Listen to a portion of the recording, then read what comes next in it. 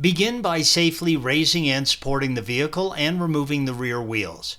Please follow the link provided at the end of this video for additional assistance with those tasks if needed. During the following steps, before you work on any of the bolts or nuts on the wheel carrier and the chassis subframe, use a marker to mark at least 2 straight lines on each bolt and nut. This will help facilitate an exact fit during installation. You will still need to get the vehicle aligned, but this will get you close enough to get to an alignment shop.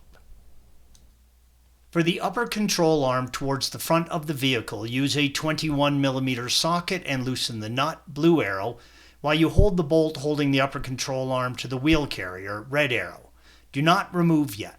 During installation, this will be tightened to a torque of 150 Newton meters or 111 foot-pounds plus 90 degrees.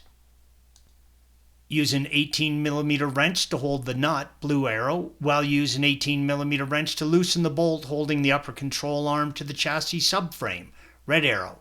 Do not remove yet. Again, during installation, this will be tightened to 90 Newton meters or 67 foot-pounds plus 90 degrees. The rear brake sensor cable and level sensor are attached to this upper control arm. Use 2 10mm wrenches to remove the nut and screw holding the cable mount, blue arrow. For the level sensor, use 2 10mm wrenches to remove the nut and screw holding the sensor, red arrow. During installation, these will be tightened to 10 Newton meters or 7.5 foot-pounds. Support the wheel carrier with your floor jack, red arrow. You will use your floor jack to level the wheel carrier so the bolts holding the control arms will slide out with less resistance. Level the upper control arm to remove the bolts and pull the upper control arm out of the chassis, red arrow. Installation is the reverse of removal. For the upper control arm towards the rear of the vehicle, use a 24mm wrench to loosen the nut, blue arrow, while you use another 24mm wrench to hold the bolt, holding the upper control arm to the wheel carrier. Do not remove it yet. During installation, this will be tightened to a torque of 150 Newton meters or 111 foot-pounds plus 90 degrees.